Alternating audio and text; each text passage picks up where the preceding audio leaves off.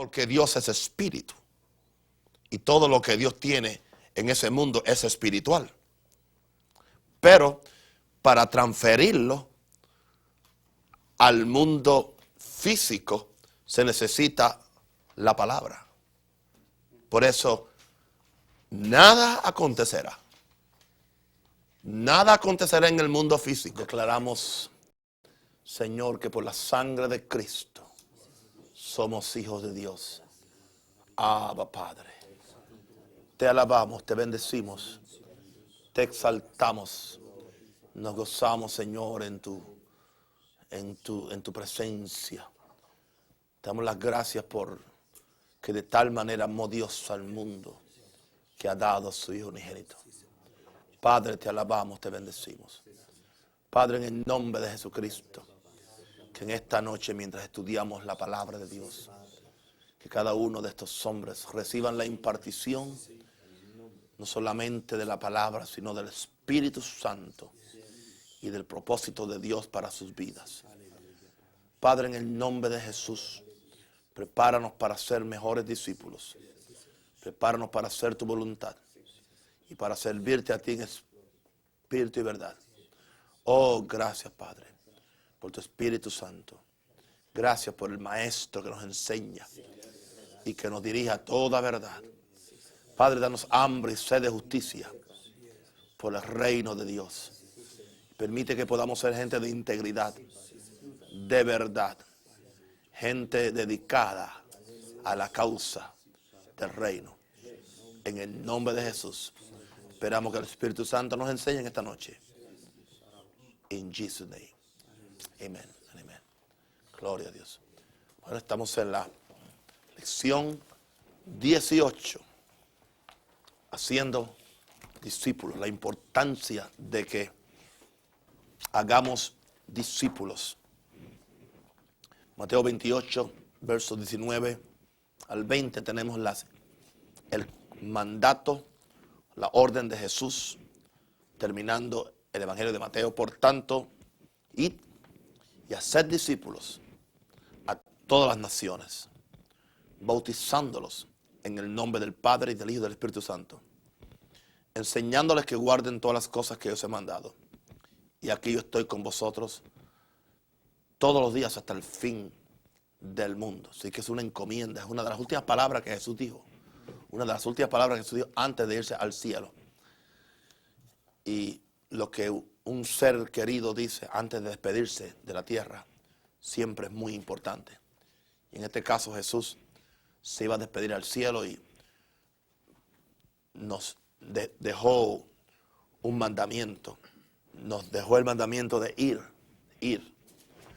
No que estemos estáticos, no que estemos cómodos, no que estemos sentados, no que estemos conformes en la zona de comodidad, que para ir hay que salir. Dios le dijo a Abraham, sal de tu tierra y de tu parentela y vete a una tierra que yo te mostraré. Y aquí, en una forma similar, Jesús le está diciendo a los discípulos, vayan y a ser discípulos.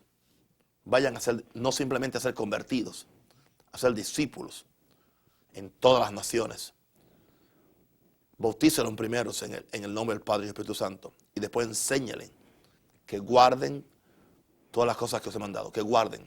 Así que el discípulo tiene que ser entrenado, ser preparado en guardar todas las cosas que Jesús nos ha mandado. Y entonces Jesús, para darnos la seguridad de que no estamos solos en la tarea de evangelizar, en la tarea de predicar, en la tarea de hacer discípulos, en la tarea de ir por el mundo, dice, y no olviden, he aquí yo estoy con vosotros todos los días hasta el fin del mundo. Necesitamos entender esta promesa, porque nadie ha dicho que la obra del ministerio es fácil. Nunca ha sido fácil. Si es fácil, no es la obra de Dios lo que usted está haciendo. Porque se opone el diablo, se opone el mundo, se opone su propia carne, se opone el espíritu del anticristo, se opone a que usted haga la voluntad de Dios. Por eso es que Él termina el mandamiento con la promesa, he aquí. Porque habrá momentos cuando nos sentimos solos, habrá momentos cuando nos sentimos descalificados, habrá momentos cuando nos sentimos frustrados, porque no hay cosa más ingrata que bregar con la gente. Es muy fácil edificar casas o edificar edificios, porque usted pone un pedazo de madera, lo clava y ahí se queda. Pero la gente no se queda donde usted los pone. ¿Entiende? Usted lo puso en un sitio y cuando viene la semana que viene lo encuentra en otro sitio. Una semana lo aman, la otra semana lo traicionan. Así es la gente. Y si usted no sabe esto, es mejor que lo sepa. Porque hay gente que van al ministerio con esta idea romántica, con una idea platónica, con una idea preconcebida. Y por eso casi todo el mundo que empieza a pastorear cree que él va a pastorear la iglesia perfecta. ¿Entiende? Hasta que se da cuenta que bregar con gente no es fácil. Pero recuerde que tampoco bregar con usted ha sido fácil. Y usted va a cosechar todo lo que ha sembrado. Solamente que la ley de la cosecha es que lo que usted cosecha es en una mayor proporción a lo que usted sembró. Así que cuide lo que usted siembra. Aleluya. Porque lo que el hombre sembrare, eso también segará. ¿Ok? Y aquí estoy con vosotros. Es lindo porque Jesús dice todos los días de tu ministerio, todos los días de tu tarea de hacer discípulos, de entrenar gente, de brigar con gente, todos los días está contigo. Todo. Es más, y los días que no lo sientes, Él está más contigo que los días que tú lo sientes. Entiende eso. Es interesante que esta fue la primera promesa que le dio Dios a Josué. Cuando Dios le dio la encomienda, cuando Moisés partió y Josué se quedó a cargo del ministerio, le dijo, no temas ni desmayes, porque Jehová tu Dios estará contigo donde quiera que tú fueres. Aleluya. Praise God. Amén. No temas ni desmayes. Solamente te mando que te esfuerces y sea valiente, porque yo estoy contigo. Nunca te dejaré, dijo Jesús, y nunca te desampararé. Así que entendamos esto. Otro consejo. Nunca haga el ministerio o la obra del Señor pensando en la aprobación, el aplauso o la remuneración de la gente. Porque va a ser frustrado. Todo lo que usted haga, hágalo para Dios. Hágalo pensando en Dios. Aprenda a no frustrarse porque no lo saludan, porque un día la gente cuando usted predican brincan, saltan, se agarran de las lámparas, y otro día cuando usted predica la misma gente están como cabezas de repollos que no se mueven, nada los mueve. Usted sigue haciendo lo que Dios lo mandó a hacer independientemente de lo que la gente sea o lo que la gente haga, por el bien de su alma, por el bien de su subsistencia en el ministerio. Porque si no, termina usted muerto o termina usted enfermo antes de tiempo. ¿Ok? Aprenda a vivir. Gloria a Dios. Y recuerde que estoy contigo. Amén. Jesús, no yo, Jesús. Hasta el fin del mundo. ¿Ok? Así que vamos a ver esta lección.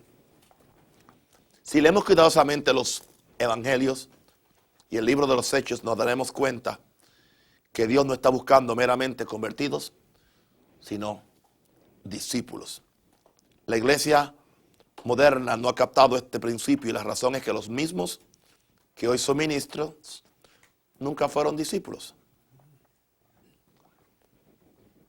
Como nunca fueron discípulos, esto es bien importante.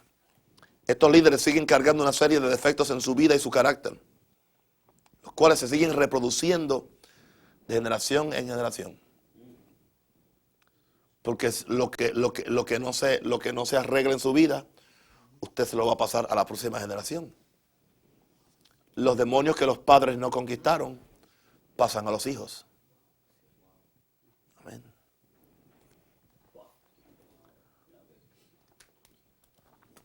Las naciones que Josué dejó en el país y no las conquistó como Dios le ordenó que hiciera, fueron las mismas que le dieron trabajo por toda la historia de Israel. Porque lo que tú no conquistas en tu vida, pues se va a quedar para que otro lo conquiste. ¿Entiendes esto, ok? ¿Ok?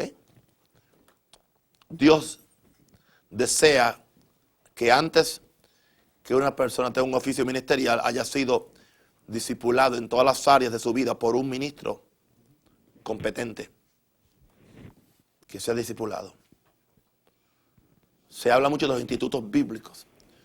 Los institutos bíblicos pues lo que hacen es que le enseñan doctrina, homilética, hermenéutica, historia bíblica, pero no le crean carácter a la persona. ¿Ok? Por eso que el plan de Dios es el discipulado. El discipulado.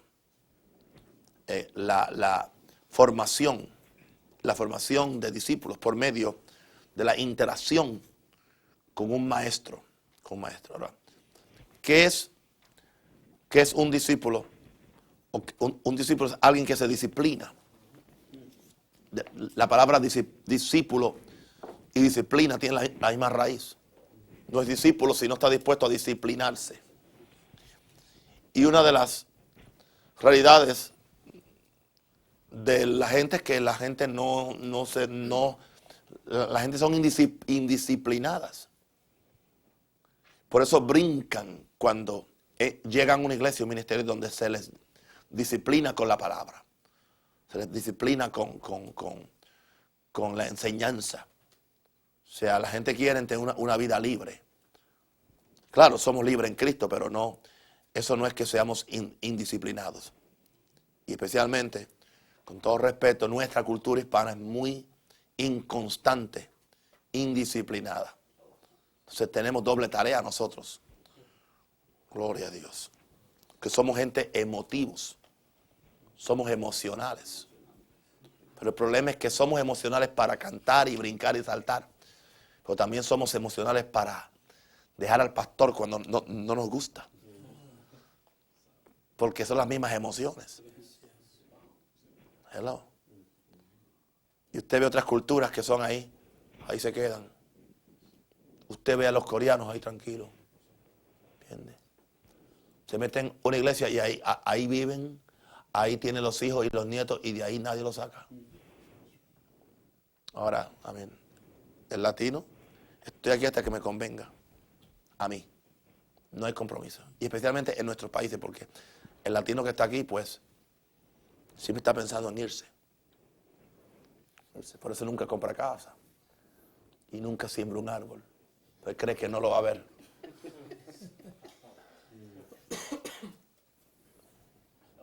Yeah. Hablaba ayer con la esposa de un pastor de otro país que, por cierto, tenía un ministerio muy bonito en otro país y yo iba y le ministraba y él venía y ministraba aquí y yo sabía que entre líneas él creía que yo no tenía éxito porque allá la gente se salvan, mucha gente se salvan a la misma vez, ¿entiende? Y la iglesia llena, repleta. Pero ahora él tuvo que venir a Estados Unidos. Sí, a Estados Unidos y porque una vez él me dijo que si yo le permitía que se viniera conmigo 6 meses y él me llenaba la iglesia. Me llenaba la iglesia, ¿no? Sí, simplemente para ayudarme. Él tiene un sistema. Uno se convirtió en dos en cuatro. Y bueno, hizo una multiplicación que, ¿tú te acuerdas? Santo el Señor. Bueno, hace 2 años que está en Estados Unidos. ¿No? Y me dijo la señora, es diferente, aquí es diferente. Aquí la gente viene a la iglesia hasta que no tienen trabajo. Después que uno ora por ellos, tienen trabajo, ya no los vuelvo a ver. Vienen enfermos, se sanan y ya no regresan. Y yo digo, bienvenida, hermana. Yo he estado viendo eso por 30 años. Ok, de todos modos, ¿se da cuenta ahora de lo que yo le decía antes, hace muchos años atrás? Dice, no, pero en Chicago es diferente. ¿Quién le dijo? Es lo mismo. Así que entienda eso. Aquí hay que pelear en una forma diferente. Porque la gente aquí son nómadas, ¿entiendes?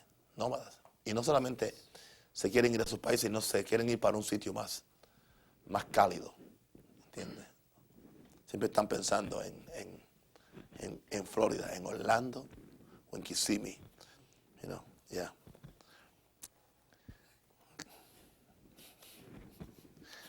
¿Es cierto? ¿Ok? Así que usted tiene que aprender a vivir y hacer la obra del Señor. Con 10 o con 100, con 100 o con 1000, con muchos o con pocos, porque Dios puede dar la victoria con muchos o con pocos. Bueno, vamos a ver que el discipulado era una de las prioridades de Jesús. En Lucas 6, 12, 13, en aquellos días Jesús fue al monte a orar y pasó la noche orando a Dios, aleluya. Pasó la noche orando a Dios. Y cuando era de día llamó a sus discípulos y escogió a 12 de ellos, a los cuales también llamó apóstoles. Jesús, antes de hacer decisiones de gran importancia, oró. Ya que estoy en esto, una de las tentaciones de la gente que empieza el ministerio es enseguida ponerle títulos a la gente. No haga eso. Él es el profeta, él es el maestro, él es pastor de jóvenes, él es pastor de perros. Perdón, él es pastor de niños y le pone un título a cada persona. No haga eso. Llámele siervos. ¿Entiendes? Llámele siervos o colaboradores. Porque usted le da título a la gente y después creen que eso es, que son la última pexicola del desierto. ¿Cierto? ¿Cierto? Porque es que muchas veces los pastores creen que dándole un título a la gente lo van a hacer trabajar más. Y muchas veces el título daña. El neófito es dañado con un título. ¿Entiendes?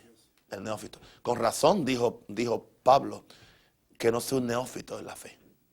Para que no se envanezca y caiga en la condenación que cayó el diablo.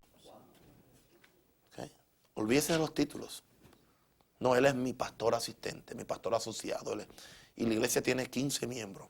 Y él es el pastor de parejas, pastor de jóvenes, pastor de niños, pastor de consejería, pastor de perros, pastor de esto y de lo otro. Tiene un pastor para todo. ¿Entiendes? Ok. No, le estoy dando un consejo práctico. No le llame pastor a nadie. Si usted mismo no está seguro de que usted lo es.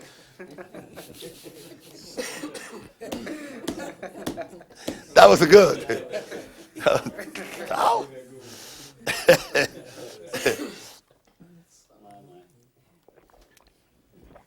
No porque usted le da título, ya se igualan con usted. Se igualan con usted, se ponen al mismo nivel con usted. ¿Ok? Así que aprenda. De todas formas, el reino de los cielos no consiste en palabras ni en títulos. Consiste en efectividad, en que usted haga, ¿entiende? Ya a mí no me interesa. Me llama apóstol, pastor o Nahum, ya, llámeme como usted quiera. Después que no me llame diablo, está bien. Y a Jesús lo llamaron diablo. ¿Entiende? Soy un siervo de Dios, punto. Estamos aquí para hacer la voluntad de Dios. Y yo sé lo que yo soy. Y lo que yo soy no está determinado por el título que me llaman. Estoy determinado por aquel que me llamó y me escogió. Y me hizo lo que yo soy. Y lo que yo soy no lo puede quitar nadie. Alguien puede llamarme mujer hasta que se caiga muerto y yo sigo siendo un hombre. Porque yo sé lo que yo soy. Pues lo que usted es en Dios, usted es y punto. Olvídese. Va a haber gente que nunca va a reconocer lo que usted es. No importa que usted se ponga el título. Y hay mucha gente que se pone un título sin ser lo que el título dice. Eso sí que es ridículo. Imagínese un caballo con una etiqueta de toro. Está todo el reino animal riéndose de ellos. No sabes lo que es caballo. ¿Por qué quieres ser toro? Okay. Eres pastor, ¿por qué quieres ser apóstol? Eres apóstol, ¿por qué quieres ser evangelista? Sé lo que tú eres y dale gloria a Dios y haz lo que Dios te mandó a hacer.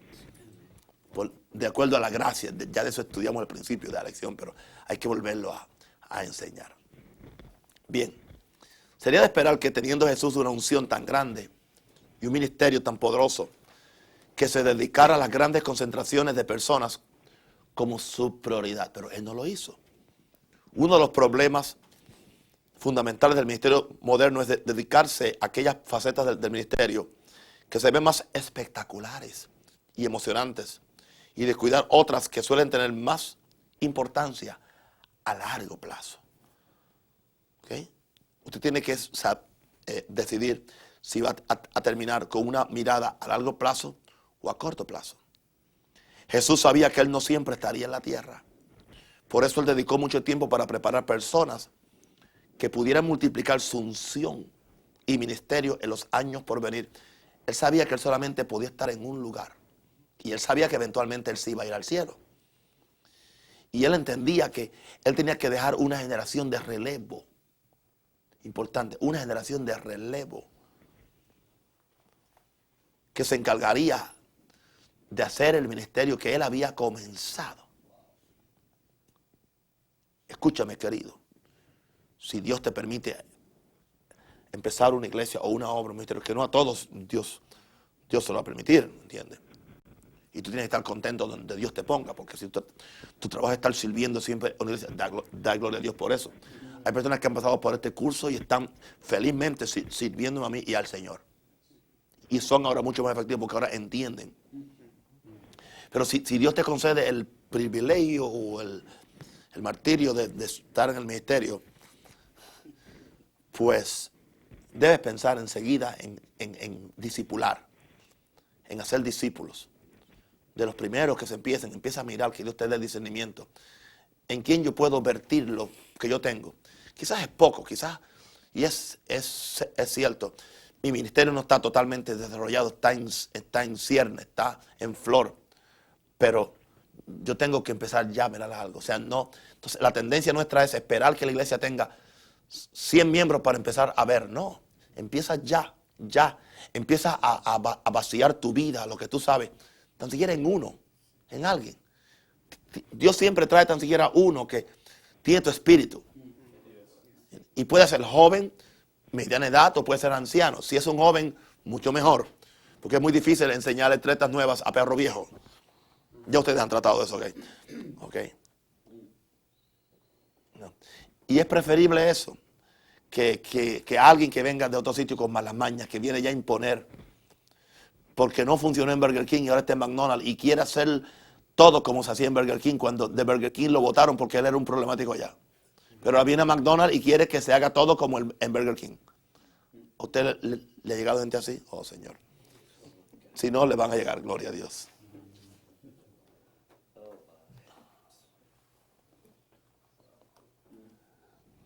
El otro día yo hablaba con alguien de otro país. No era de Argentina, ¿ok? Ni de El Salvador tampoco. Era del Latinoamérica, el sur. Y hace como 3 meses, pastor, ¿qué yo hago para ser parte de esa? Gloria a Dios, te recibo en el nombre de Jesús. ¿Eres salvo? Amén. Gloria a Dios. Únete a la iglesia ahora. Empieza a dar tiempo, empieza a buscar a Dios y a ganar almas. Viene otra vez y me dice, tengo que hablar con usted. Pastor, ¿cuáles son mis derechos aquí? ¿Cuáles son mis funciones? Ya te dije. No, pues quiero que usted hable con mi pastor que está en otro país. Y quiero que usted hable con él porque él quiere hablar con usted. Y digo, una pregunta. ¿Quién es tu pastor? ¿Él o yo? No, es que yo tengo que saber. Él dijo que yo hablara con usted. Y digo, no voy a hablar nada contigo. Tú tienes 2 pastores. O te decides por él allá en Ecuador o por mí aquí en Chicago. No. Pero yo no voy a decirte nada. Tú tienes una idea religiosa de que yo te dé 10 reglas de cómo ser miembro, te firme una credencial. Aquí no se hace nada de eso. Usted llegó aquí, esto aquí es espiritual. ¿No? Pero o sea, la gente viene con un bagaje. Ay, Padre. Y usted tiene que ser paciente también, porque usted tiene que entender que no hay malicia. ¿Entiende? Lo que es una mala formación. Entonces hay que entender la diferencia entre el que viene mal formado, otros vienen mal informados, ¿entiende? Otros vienen maltratados y otros vienen porque son sinvergüenza y no quieren someterse a nadie. Y usted tiene que hacer la diferencia de esa gente que viene, porque hay ovejas que vienen que son de gran bendición a su ministerio. Gloria a Dios. Porque Dios mismo dijo, yo les quitaré las ovejas a este pastor y se las daré a un pastor que tenga mi espíritu. Dios también hace eso algunas veces. Entendamos eso. Así que tampoco le podemos cerrar la puerta a la gente que viene, que necesitan ayuda. Pero el pastor tiene que tener discernimiento. ¿Ok? Pienso que muchos líderes no hacen esto porque creen que van a durar para siempre, creen que son de piedra. No, usted no es de piedra. Es cierto que Jesús le ministró a las multitudes y tuvo gran compasión de ellas, pero él sabía dónde invertir más tiempo, pensando en resultados a largo plazo. La Biblia nos registra que una de las primeras cosas que hizo en su ministerio fue escoger discípulos, en las cuales él vació su vida por 3 años.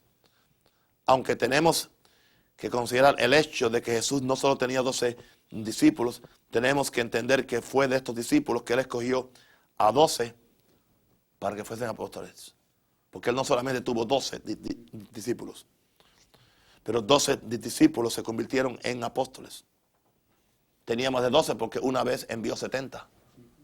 Eso indica que tenía más de 70, porque él tampoco envió a todo el mundo. Así que él tenía una gran multitud de gente que lo seguían. Y tenía muchos discípulos. Muchas veces tenemos la tendencia a creer que Jesús solamente tuvo 12 discípulos. No, él tenía muchos.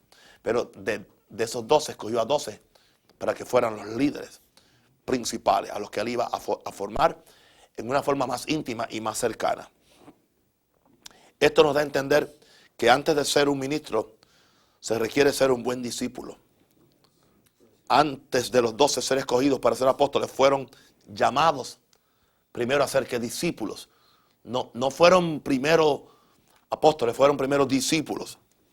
Considero que una de las razones por las cuales tantos ministros hoy en día no tienen carácter es porque nunca se les formó como discípulos. Porque la gente vio el talento, vio el don o vio el carisma. Y enseguida lo empezaron a usar esa persona. Sin primero limarle las asperezas y sin primero formarle carácter por medio de el discipulado. ¿Ok? He observado como líderes que no eran fieles en su iglesia sacan un grupo de otra iglesia para convertirse ellos en pastores. Y ya usted sabe lo que va a pasar. Cuando un ciego guía a otro ciego, pues ambos van a caer en el hoyo. ¿Okay? Es interesante que cuando observamos a los seguidores de estos líderes, son exactamente igual que ellos. Son igual que ellos, tienen el mismo espíritu. Porque los espíritus se reproducen, las malas mañas se reproducen, la rebelión se reproduce, la división se reproduce. Por eso es que toda iglesia que es resultado de una división, lo que causa es más divisiones. ¿Ok? Interesante. He visto bastante en la poca edad que tengo. Gloria a Dios. Bien, vamos a hablar entonces de la formación de un discípulo. Mire lo que Jesús dijo acerca de un discípulo. El discípulo no es superior a su maestro. Mas todo el que fuere perfeccionado será como su maestro. Ahora, la gente quiere ser como su maestro, tener la prosperidad de su maestro, tener la unción de su maestro, tener las finanzas de su maestro, tener la gente de su maestro, tener la exposición mundial de su maestro, tener la fama de su maestro, pero sin nunca ser perfeccionado.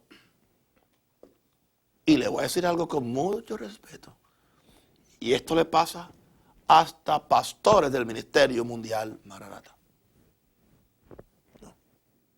Quieren ser como su maestro, pero sin el carácter de su maestro. Quieren la unción de su maestro sin el espíritu de su maestro. Porque Eliseo no le dijo a Elías, yo quiero una doble porción de tu unción, no, de tu espíritu. No hay cosa peor y más peligrosa que usted recibir la doble unción de un hombre sin recibir el espíritu de la vida de ese hombre. Porque la misma unción lo va usted a destruir. Gloria a Dios. Amén. Así que el discípulo no es superior a su maestro, nunca lo será. Pero cuando el discípulo es perfeccionado, y eso habla de discipulado, de formación. Ser formado, ser corregido. Porque la palabra no solamente es para entretener. Toda la escritura es inspirada por Dios, útil para enseñar, para corregir, para exhortar, para instruir en justicia. Fíjense que habla de corregir y de exhortar, redarguir. Y añade, a fin de que el hombre de Dios sea perfecto, enteramente preparado para toda buena obra. Tenemos que aceptar la disciplina, la formación, porque nadie puede entender sus propios errores. David dijo, líbrame de los que me son ocultos. Y tenemos que estar abiertos a la corrección de la palabra, la corrección del Espíritu Santo y la corrección de nuestros líderes espirituales, para que nos ayuden, para que nos formen. Porque Dios nos quiere santos y nos quiere perfectos. ¿Ve? Aquí habla de perfección. El que fuese, sí que usted puede llegar a ser perfecto, de acuerdo a la definición de perfección. No es perfección como Dios es perfecto. ¿Entiende? Es perfección como un hombre puede ser perfecto. Porque es diferente. Porque la perfección es de acuerdo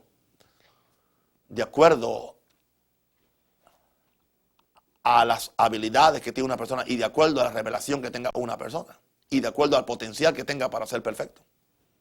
Por lo tanto, usted no puede ser perfecto como Dios es perfecto, pero usted puede ser perfecto como un hombre en Dios puede ser perfecto. Pero siendo perfeccionado, dice que cuando el discípulo es perfeccionado, será como su maestro. Es interesante que yo me he dado cuenta que los discípulos que están en la rueda de Ezequiel, que están en la rueda de Ezequiel y que están siendo perfectos, son los que comprenden a su maestro y no le dan ningún problema a su maestro, porque ellos se dan cuenta lo que ellos están pasando para poder llegar al nivel de su maestro. Entonces ahora ellos saben por dónde tuvo que pasar su maestro para llegar donde está, porque ellos están en el proceso. Pero el que quiere brincar el proceso ese de perfección es el que siempre juzga a su maestro, le quiere tumbar el kiosco a su maestro, o quiere competir con su maestro, o quiere ser más importante que su maestro, o creerse que ya tiene más revelación que su maestro. Padre Santo, hay gente en este propio ministerio que ya tienen 40 personas y ya creen que ya no necesitan al maestro. Ya tienen su propia revelación, ya no necesitan estar en las reuniones con el maestro, ya llegaron. El Señor los reprende, yo también. Ok, ahora. La formación de un discípulo no es asunto de tomar un curso de teología ni de leer algunos libros de doctrina. Se requiere mucho más que eso. Un discípulo necesita un maestro que esté capacitado para entrenarle. La función de este maestro no es solo dar información teórica, sino de corregir al discípulo. No olvides que la raíz de la palabra discípulo viene de disciplinar. Un discípulo es una persona que se deja disciplinar por otra, para un día llegar a ser como su maestro, donde él también sea un instrumento para discipular a otros. Por lo tanto, es de trascendental importancia que el discípulo tenga un corazón y una mente abierta para recibir de su maestro. Okay. Jesús tomó estos 12 hombres y les dedicó tiempo para poder conseguir transformarlos en lo que él quería que ellos fueran. Es cierto que Jesús tenía sesiones formales con ellos, en las cuales les enseñaba, pero a la misma vez, él aprovechaba todo incidente o toda situación de los discípulos para formar carácter en ellos. O sea, no era solamente la formación del salón de clases. Habían sesiones de salón de clases cuando Jesús se sentaba con ellos, les enseñaba. Pero Jesús estaba enseñando constantemente. Una de las cosas que a la gente les molesta muchas veces es cuando el maestro les enseña en el lugar donde menos ellos pensaban. En todo momento me está enseñando. en todo momento me está corrigiendo. Una pregunta, cuando ustedes están criando, ya yo terminé, gracias a Dios. Cuando yo estaba terminando, cuando estaba criando a mis hijos, una pregunta, yo decía, ok, la disciplina aquí va a ser los sábados, 2 horas, vamos a sentarnos y vamos a hablar. No. Es más, yo nunca, bueno, yo hacía eso algunas veces cuando hacíamos una reunión para llamar a todo el mundo a careo. Pero la disciplina era, cada vez que hacían algo malo, ahí se corregía. Ahí. Al tiro, como dicen los chilenos. Al tiro, ahí, en el momento. Cuando decía la mala palabra, se corrige. Cuando no daba las gracias, se corregía. Cuando le daba un tantrum, una perreta, se corregía. Ahí. Eso es formación. ¿Entiendes? La gente no quiere esa formación. Normalmente la gente no quiere formación. Porque la gente cree que el cristianismo es solamente aceptar a Cristo, aprenderse dos coros y venir a sentarse en un banco de una iglesia. Y después hacer lo que le da la gana. En un ticket gratis para ir para el cielo. Y nadie le pida que hagan nada o que se comprometan. Ayer yo le dije a la iglesia, dije, Dios no quiere su dinero, Dios lo quiere a usted. Así que no crea que usted, aunque dé miles de dólares, que usted está comprando a Dios. Dios miró a Abel y su dinero, no al dinero y después a Abel. Porque en el reino de Dios, tú le das valor al dinero. En el reino humano, el dinero te da valor a ti. Es muy diferente. En el reino humano, tú vales lo que tú tienes. En el reino de Dios, tú vales lo que tú eres. Y la única razón por la cual mi dinero vale es porque yo le doy valor en el reino de Dios. Así que yo no puedo usar mi dinero para sustituir mi obediencia y mi disciplina y mi santificación a Dios. Por eso yo me doy primero. Le dije, no venga usted con ese asunto de que usted da dinero, da cualquier ofrenda, por más grande que sea, y después no está asociado con la iglesia. No tiene su afecto en la casa de Dios. No tiene afecto en la casa de Dios. No tiene afecto. No se envuelve en ningún ministerio. En ninguno. Porque usted simplemente viene a dar su dinero. Y después ve que las cosas no le funcionan y se queja. Bueno, es que su afecto no está en la casa de Dios.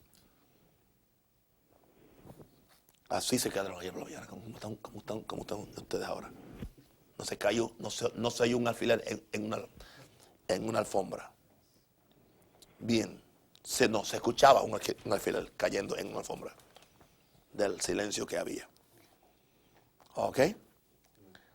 Se requiere mucho más que esto. Un discípulo necesita un maestro que esté capacitado para entrenarle. La función de este maestro no es solo dar información teórica, sino de corregir al discípulo. No olvides que la raíz de la palabra discípulo viene de disciplinar. Yo sé que estoy leyendo otra vez más porque nos hacía falta. Ese es él, Eddie. Un discípulo es una persona que se deja disciplinar para ser un día llegar a ser como su maestro. Por lo tanto, es de esta importancia que el discípulo tenga un corazón y una mente abierta para recibir de su maestro. Jesús tomó a estos 12 hombres y les dedicó tiempo para conseguir transformarlos en lo que él quería. Es cierto que Jesús tenía sesiones formales con ellos en las cuales enseñaba, pero a la misma vez él aprovechaba todo incidente o toda situación de los discípulos para formar carácter en ellos. Esto que Jesús hacía con el grupo grande de discípulos, lo hacía en una medida mayor con los 12 que serían los futuros ministros de la iglesia. Esto no es un trabajo fácil, ni para el discípulo ni para el maestro, porque conlleva una franqueza y firmeza del maestro para sacar un hombre de Dios de lo que antes era una persona orgullosa, soberbia, egoísta y sabia en su propia opinión. Porque eso es lo que hace el discipulado, es sacar de la persona todas estas malas cosas, estas malas mañas, y convertirlo en un hombre, una mujer de Dios, un hombre de integridad, un hombre de santidad, de consagración a Dios. No es fácil formar gente, pero es posible. Estamos llamados a esos. ¿Ok? Vamos a hablar sobre la perfección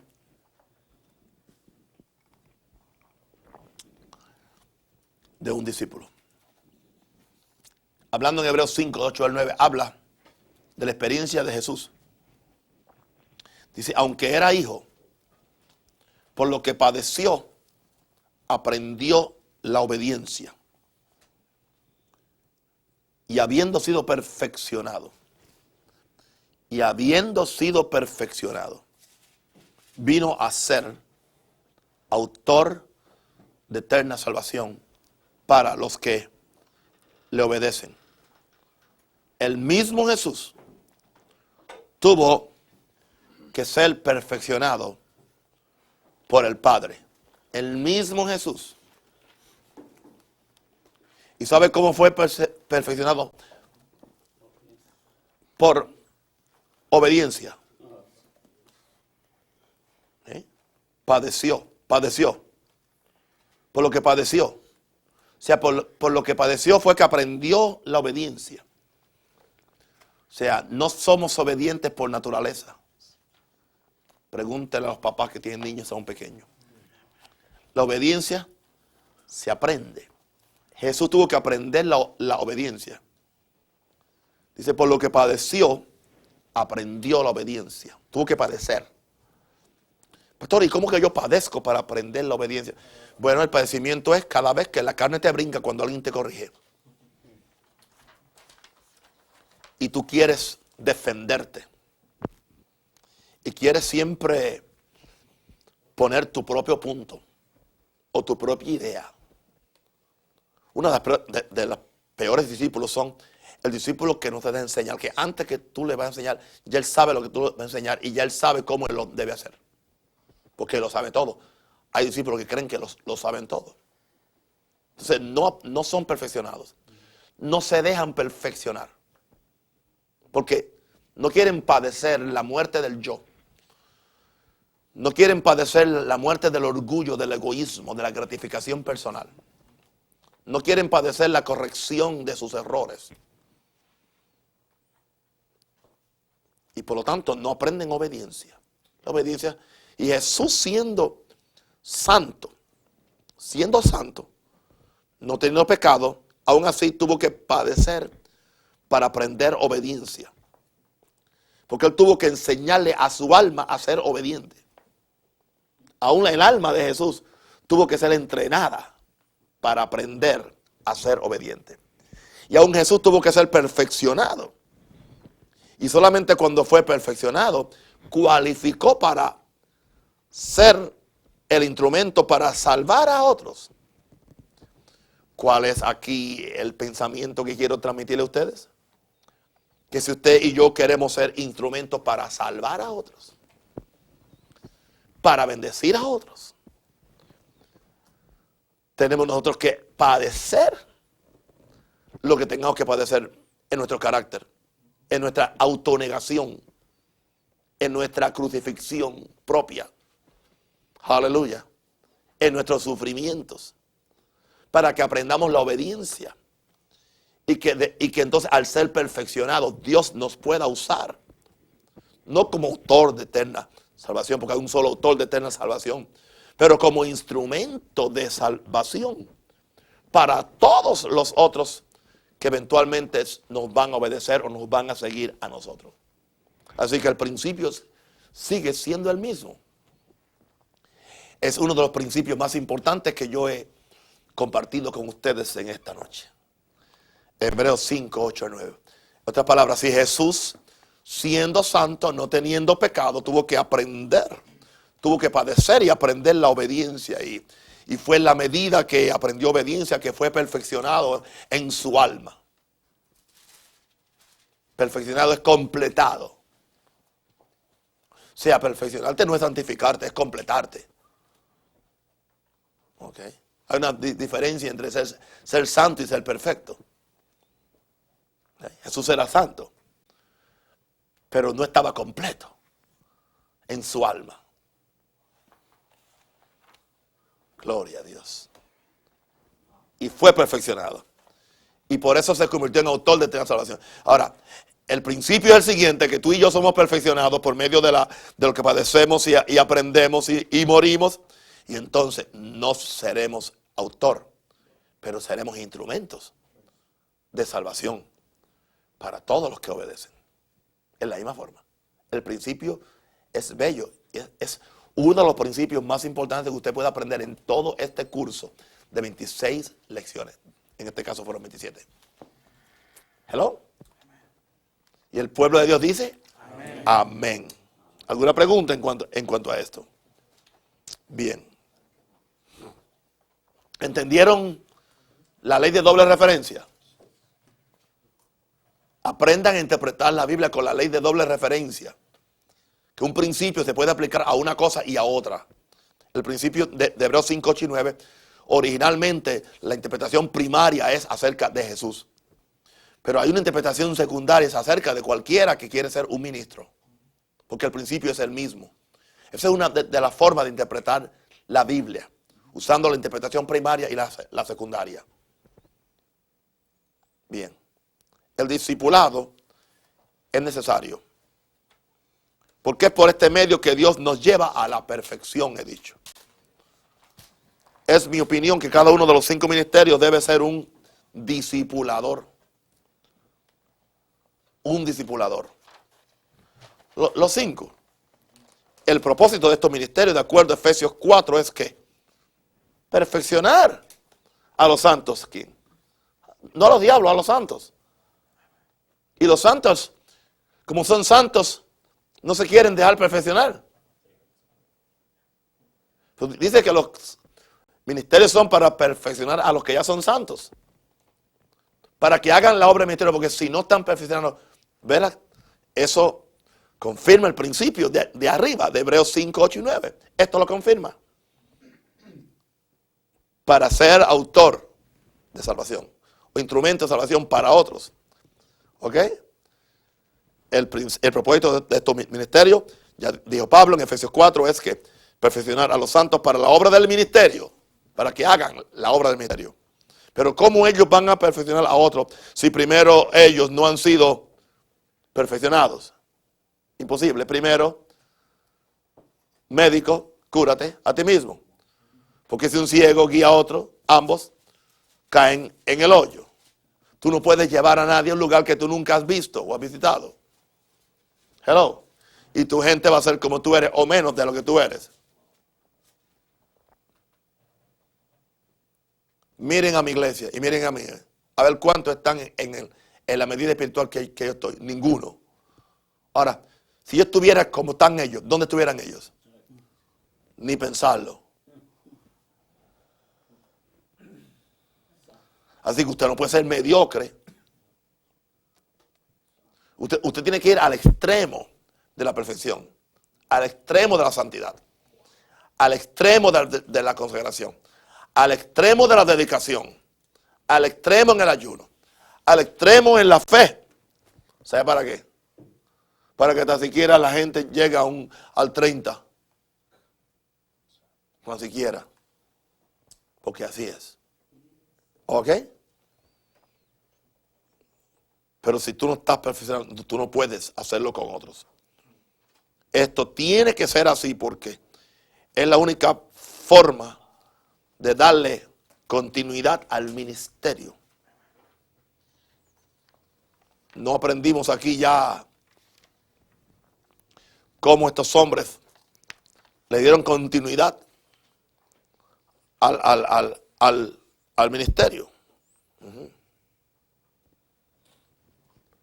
De esto hablaremos en el otro punto, en el punto D.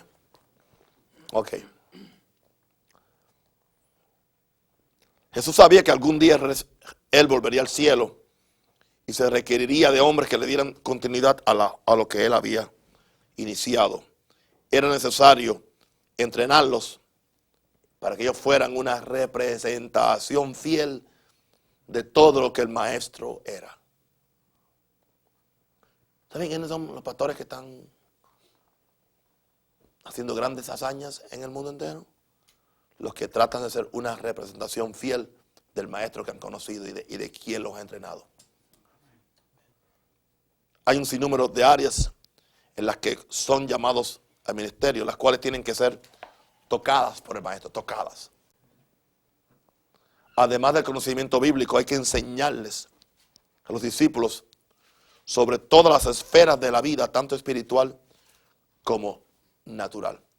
Aquí tenemos 10 temas generales que necesitamos para enseñarle a los discípulos, a ustedes.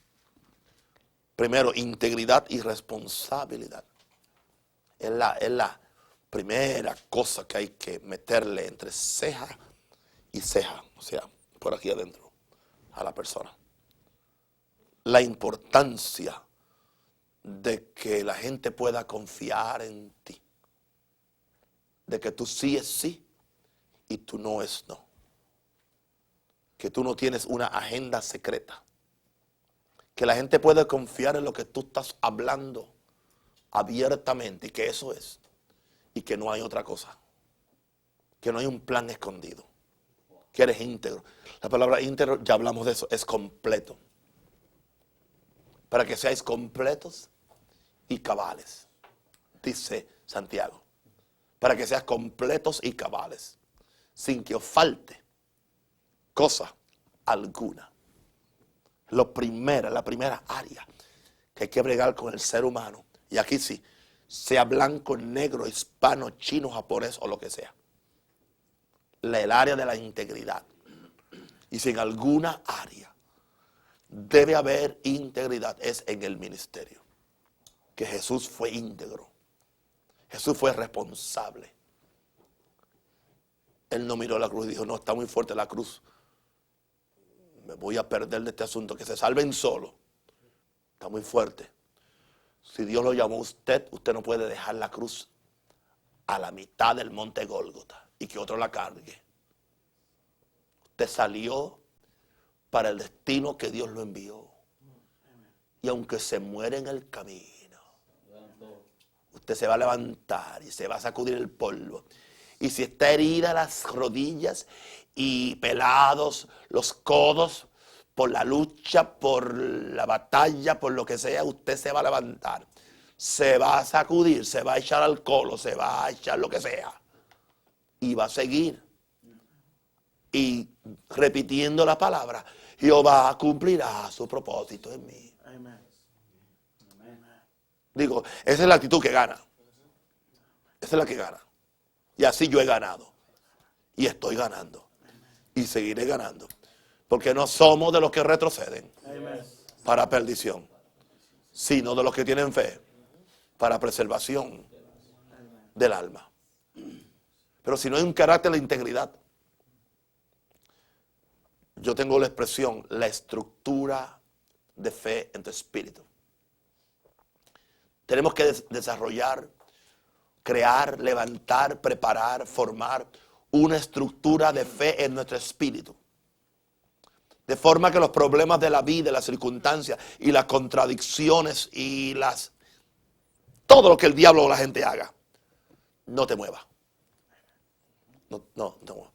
Todo eso viene en el primer punto. Estoy enseñándole a la gente, sé íntegro, sé responsable, cumple tu palabra, paga tus cuentas a tiempo, paga tus diezmos a tiempo, sé responsable con tu familia, con Dios. Ten una vida constante de oración. Ten disciplina. Eso entra todo en integridad y responsabilidad. Otra área a corregir es la moral del individuo, la importancia de una vida moral limpia y pura en cada área. De modo que el enemigo no tenga nada malo que decir de vosotros. Como dijo Pablo, que el obispo debe tener buen testimonio de los de afuera. De modo que el enemigo no tenga nada que decir de vosotros. Pablo dijo, de forma que le tapemos la boca a los enemigos. La moral del individuo, la moral en cada área nuestra. Otra área a corregir en la persona es las relaciones familiares. La importancia del matrimonio. La importancia de que el hombre cumpla sus funciones y la mujer cumpla sus funciones. Enseñar a la gente que los hijos hay que tenerlos en disciplina, amonestación. Y los primeros que están disciplinados son los del pastor. Porque si el pastor no sabe cuidar su propia casa, ¿cómo cuidará de la casa de Dios?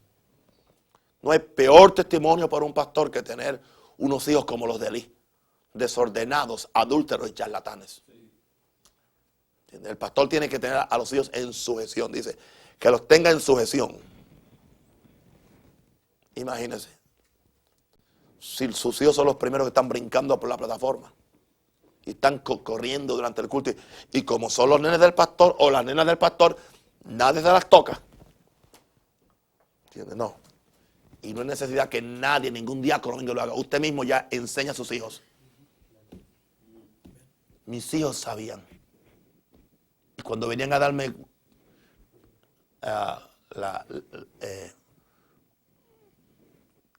quejas del diácono, sabían. ¿Y qué usted hizo? No, están puestos para el orden público.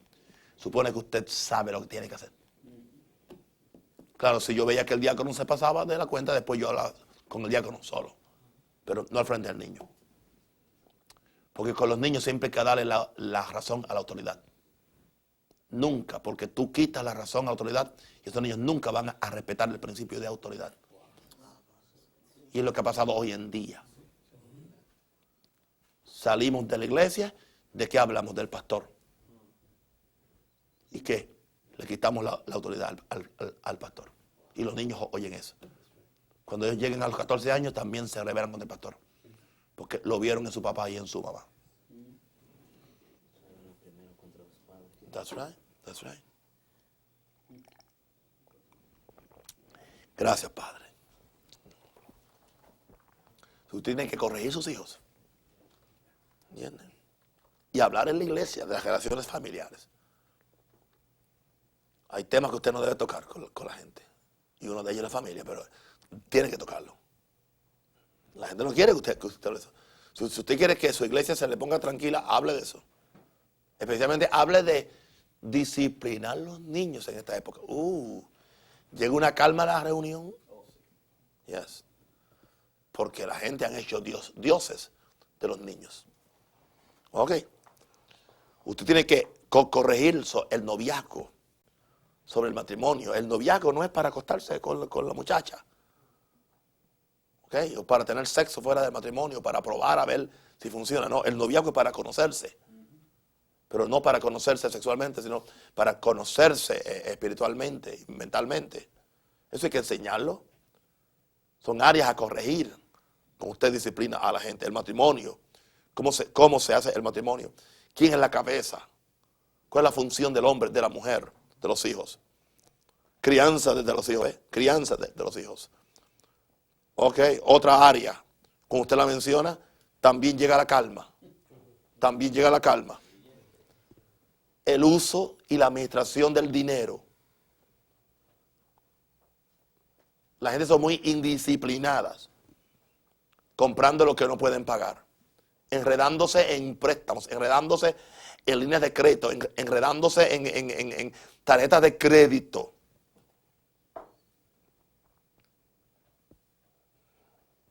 Yeah.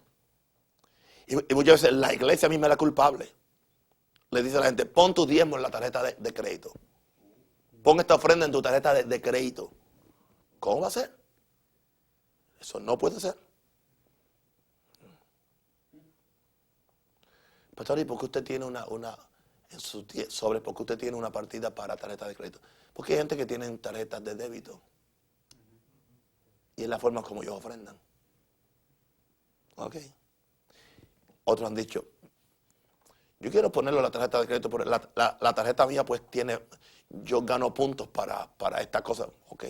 Pero después que llegue a casa yo hago un cheque y yo pago eso, yo tengo el dinero.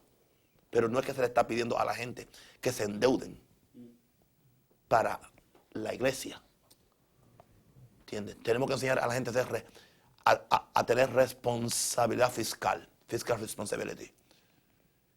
Que administren sus finanzas, pero el primero que tiene que ser es el pastor, y que la gente vea buenas. Se pidió una ofrenda para algo, de eso hablaremos cuando hablemos de administrando a Mamón. La gente tiene que ver que se compró lo que se pidió. Tiene que haber entereza. Hay que administrar bien. Tiene que haber cuentas bancarias, estados financieros. No gastarlo todo. El que guarda siempre tiene. No. Son cosas que usted hay que enseñarle a la gente. Hay que enseñárselo a la gente. ¿Okay? Otra área a corregir, el uso del tiempo.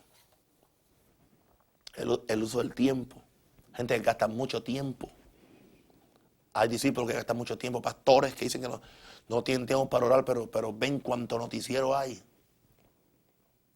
Oh, ese sábado tienen que ver a Don Francisco, sábado gigante, y después el domingo tienen un domingo enano.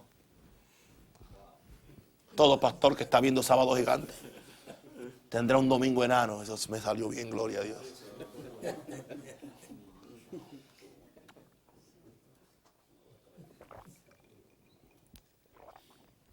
Yes. Ok. Otra área, ética ministerial. Ética ministerial, la ética. La ética. Ministerial. ¿Cómo yo voy a ponerle una iglesia al lado? A una puerta, a otra iglesia. Imposible. ¿Entiendes? ¿Cómo yo voy a ir y quitarle a alguien que tiene un parqueo? Si yo voy y hago una cosa por detrás y el domingo llegan a estacionarse y tienen que salir porque ya otro hizo otro trato por detrás de su hermano, de la misma fe. Por favor, yo no hago eso, ni con los católicos, menos con los evangélicos. Ética ministerial, respetar a mis compañeros, aunque no nos veamos cara a cara en lo que enseñamos, pero son mis hermanos en Cristo. ¿Cómo yo voy a tratar de serruchar el piso? Dicen así los costarricenses, de serruchar el piso a mi hermano. ¿Entiendes? O si yo sé que la otra iglesia está tratando de adquirir un templo o algo y tiene negociaciones, y yo lo supe, pero yo voy y me le meto en el medio de la negociación y le ofrezco algo mejor a aquel y me le quedo con el edificio. No, eso es maldición. Eso no es ética ministerial. ¿Usted cree que eso no se da? Todo el tiempo. No. Eso es falta de integridad, falta de ser discipulado. Otra área, hay que enseñar a la gente a orar, hay que enseñarlos a ayunar. Otra área es cuidado de la vida espiritual. Incluye la responsabilidad de cada individuo con la palabra, con el Espíritu Santo y con la iglesia. Estas cosas hay que enseñarlas. Discipular en pequeños grupos y en grandes grupos. Para que hagamos discípulos, no solamente convertidos. Ahora, esto es la perfección del discípulo. Ahora llegamos a la relación. Yo solamente dije que iba a hablar 30 minutos, ¿no? ¿Ya pasaron? Ok. La relación de padre e hijo. Tú pues, hijo mío, le dijo Pablo a Timoteo, esfuérzate en la gracia que es en Cristo Jesús. Esfuérzate en la gracia que es en Cristo Jesús. La relación que debe existir entre un maestro y un discípulo es la que existe entre un verdadero padre y un hijo. Un buen padre ama a sus hijos, los enseña, pero también los disciplina cuando es necesario, aunque ellos creen que es innecesario. El trabajo mayor de un padre es en los primeros años de formación de sus hijos. Si hay una buena base, a medida que el hijo empieza a madurar, el nivel de corrección va a bajar y el nivel de motivación va a subir. Ahora, hacemos lo contrario. Empezamos motivando y después queremos corregir. No. Cuando el niño empieza a madurar, hay que corregirle. Pero a medida que él va madurando, el nivel de corrección va a disminuir y el nivel de motivación va a aumentar.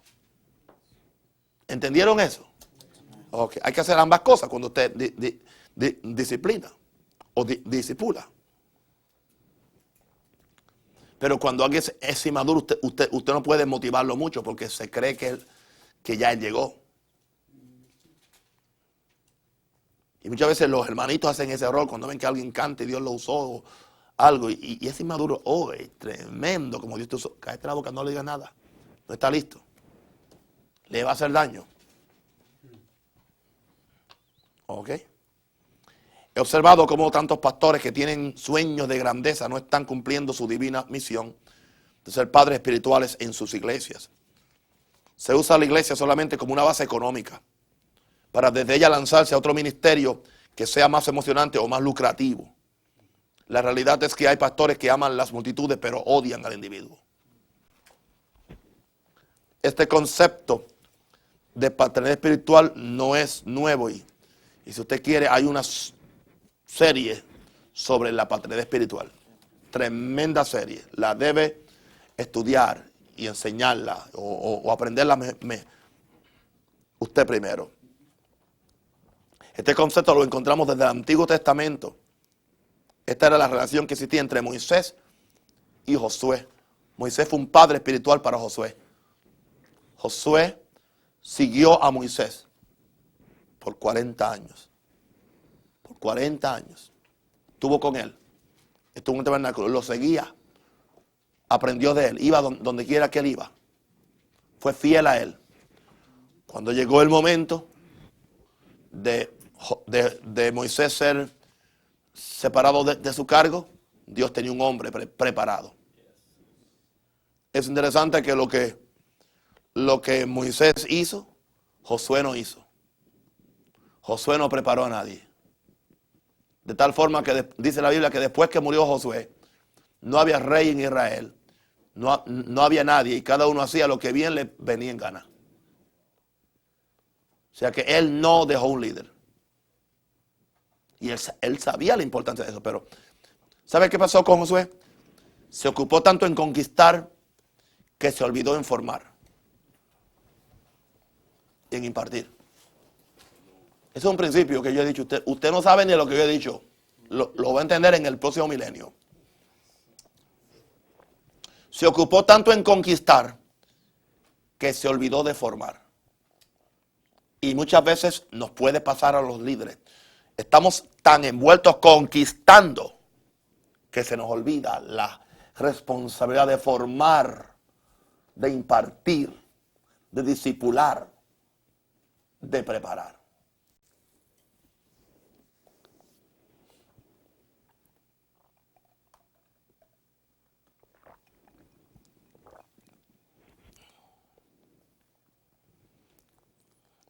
Hay otro caso en la Biblia, el caso de Eliseo y Elías.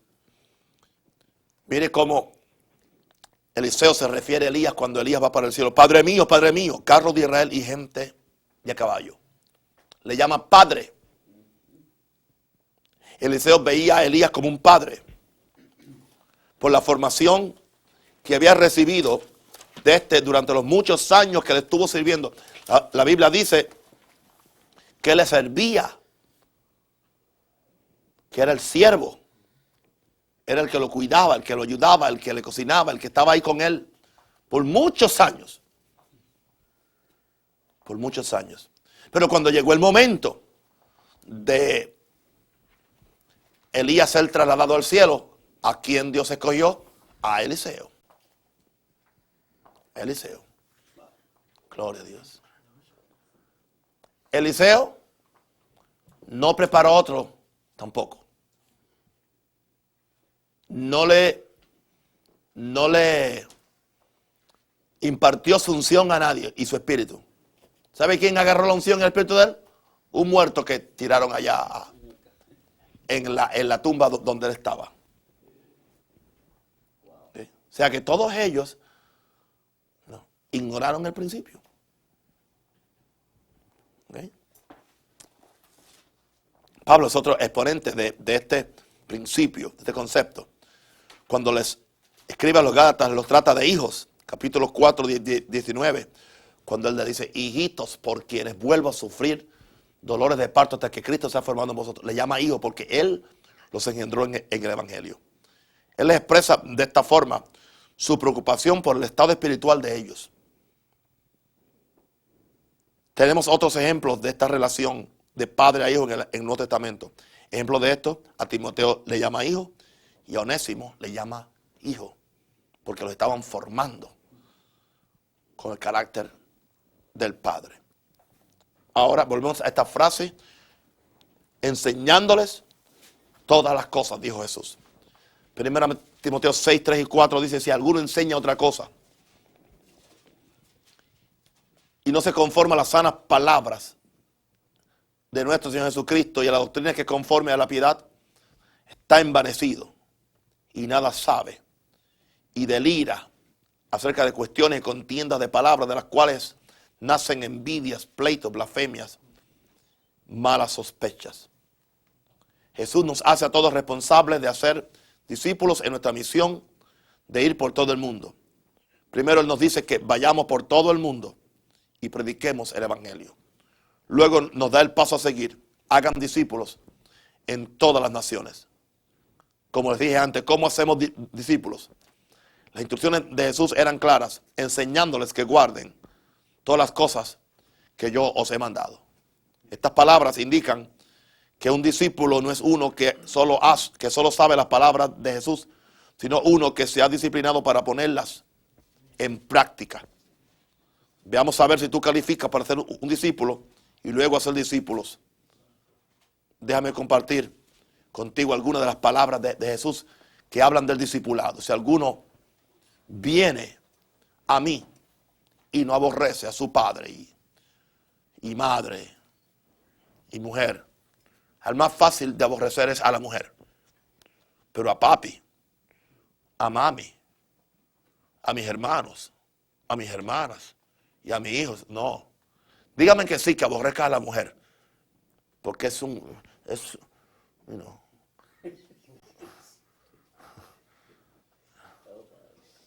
¿cómo es lo que tenía? Es un aguijón en mi carne. Pero a papi, a mami, al nene, los nenes, a mis hermanitos y mis hermanas, y a mi propia vida, ni se lo crean. Jesús dijo, aborrecer no es aborrecer, es amar menos. Amar menos que a Jesús, amar menos que a Dios. Ese es el significado de la palabra. Si alguno viene a mí y no aborrece a su padre y madre y mujer e hijos y hermanos y hermanas y aún su propia vida, no puede ser mi discípulo. Es un compromiso completo, absoluto, de rendirse completamente a Jesús. Y añade, y el que no lleva su cruz y viene en pos de mí, otra vez, no puede ser mi discípulo. Lo dice por segunda vez en el mismo capítulo. Y ahora añade otra vez en el verso 33 del mismo capítulo. Así pues, cualquiera de vosotros que no renuncie a todo lo que posee, no puede ser mi discípulo. 3 veces. Él dijo. Primero, el que no renuncia a las relaciones y las ataduras familiares. ¿Ok? Segundo, el que no se quiere negar a sí mismo. ¿Ok? Y tercero, el que no quiere renunciar a todo lo que él posee. Esas 3 actitudes impiden que tú puedas ser un buen discípulo. Por eso nadie que no esté dispuesto a ser un fiel discípulo nunca llegará a ser un buen maestro. Gloria a Dios. ¿Cuántos quieren ser discípulos? Oh, Jesús. ¿Quieren que le diga algo? Para mí sería mucho más emocionante en esta noche estar ante 300 o 400 personas en cualquier púlpito, con la gente diciendo aménes y sintiendo la unción de Dios, que estar aquí con ustedes. No lo estoy insultando con este calor de estas lámparas y eso. Pero esto es bien importante. Porque esto lo prepara a ustedes. Cada iglesia debe tener un grupo de discipulados. Y si usted no puede hacerlo, compre estos videos o estos DVD. Ponga la pantalla de televisión con ese grupo que usted va a entrenar. Y después use media hora para discutir con ellos lo que aprendieron, tanto ellos como usted. Oremos. Padre, bendecimos tu nombre. Te doy las gracias, oh Dios. Gracias por este grupo que yo declaro que son hombres fieles y que son idóneos para también enseñar a otros. Porque Pablo nos dio el principio del discipulado cuando dijo, escoge hombres fieles.